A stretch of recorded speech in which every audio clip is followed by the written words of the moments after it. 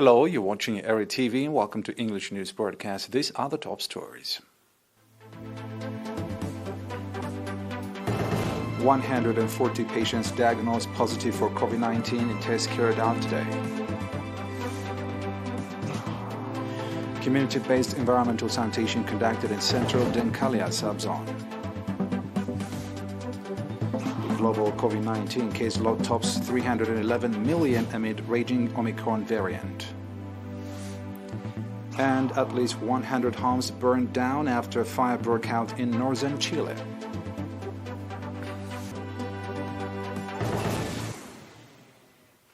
The local news. We have an announcement from the Ministry of Health. 140 patients have been diagnosed positive for COVID-19 in tests carried out today at quarantine centers and testing stations in the central, southern, northern Red Sea and Gashbarka regions. Out of this, 129 patients are from quarantine centers, 6 and testing stations, 123 in Asmara Central region. 4 patients are from testing stations in Adaya Southern region. 4 patients are from testing station in Massawa, Northern Red Sea region. 3 patients are from testing station in Barantu Gashbarka region.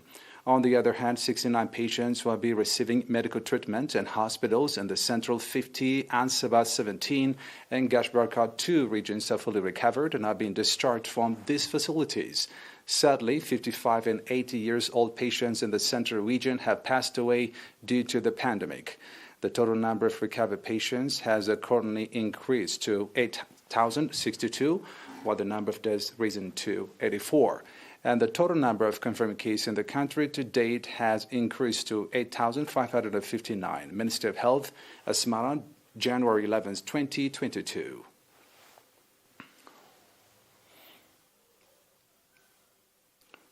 "25 villages in the 7 administrative areas of Central Denkalia subzone, Southern Red Sea region, have implemented the set-out community-based environmental sanitation programs. According to reports, the environmental sanitation activity that witnessed encouraging participation of the public will have significant contribution in controlling communicable diseases that could occur due to lack of sanitation, stating that the successful implementation of the programs was as a result of the sustainable awareness-raising activities conducted by health practitioners and villages' health coordinators. Mr. Adam Abdullah, administrator of the subzone, commended the strong participation of the residents of the subzone demonstrations in the program. Mr. Adam also called on the residents to preserve their already registered achievements and thus reinforce participation for better outcome.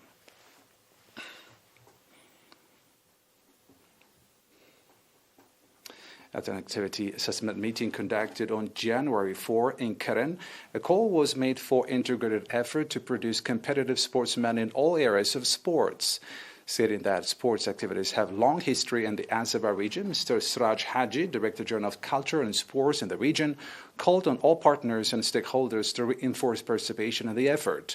Mr. Siraj also said in the year 2021, a number of sportsmen competitions have been conducted, including football, athletics, cycling, handball, and others, in which a number of sportsmen from both genders took part.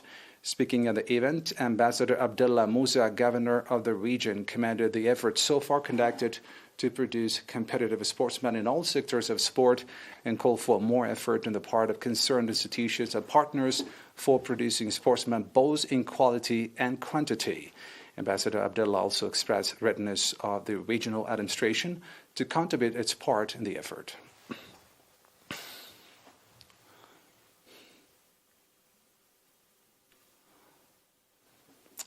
The Information and Promotion of the Ministry of Defense organized training in music and dancing to 22 of its members, including 8 females. According to reports presented at the graduation ceremony conducted today, 7 members were trained in basic music and 15 on basic modern dancing, traditional dancing, as well as on script and poem writing.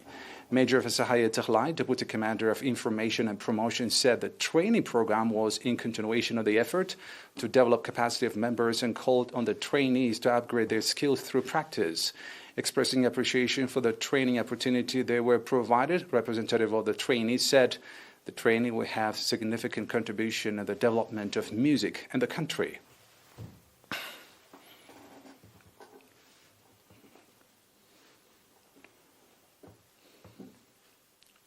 And now back with international news after a short break.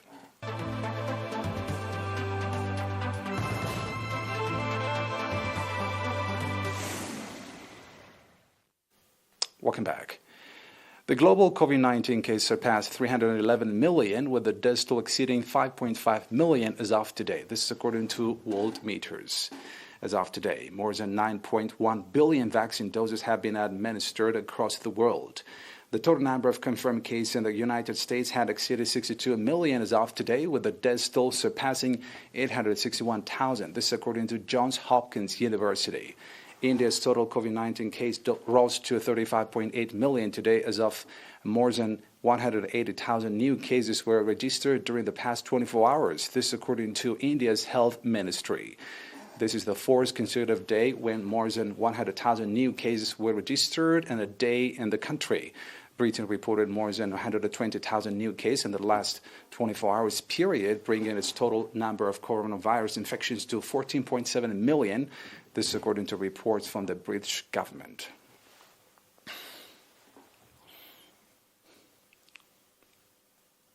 At least 100 homes were burned down. 400 people were left homeless after fire broke out in a slum in the city of Eritrea in northern Chile. This according to local authorities.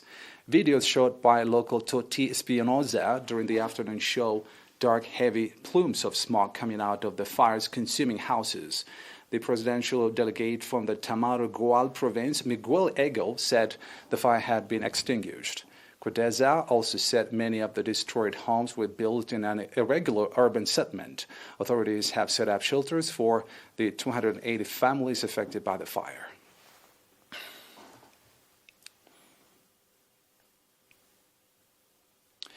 South Korea's government expressed strong regret over the North's latest missile launch, a foreign ministry spokesperson said today. During a news briefing, South Korea's foreign ministry spokesperson Choi Kyung-sam said the launch came at a time when regional stability is extremely important, quoting a prior announcement made during an emergency meeting held by South Korea's National Security Council. Choi said South Korea's government urged North Korea to resume dialogue and cooperation at an early date. Initial estimates found today missile traveled more than 700 kilometers to a maximum altitude of 60 kilometers at a top speed to up to 10 times the speed of sound.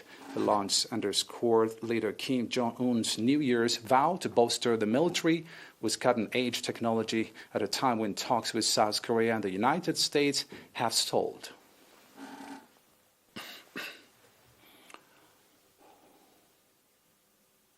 A South Korean Air Force pilot was killed today after the F-5 fighter jet crashed into a mountain south of the capital, Seoul, apparently due to engine failure. This is according to the Air Force.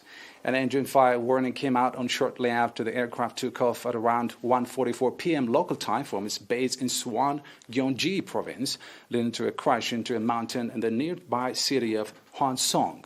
The pilot of captain rank, who was only identified by his surname Shim, was the only person aboard. The plane had failed to escape despite his efforts.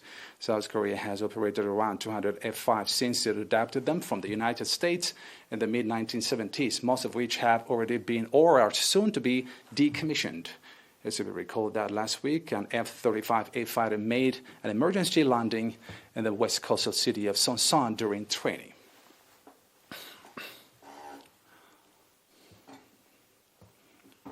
A reminder of the top stories. 140 patients diagnosed positive for COVID-19 and tests carried out today. Community-based environmental sanitation conducted in central Denkalia subzone. The global COVID-19 case load tops 311 million amid raging Omicron variant. And at least 100 homes burned down after fire broke out in northern Chile.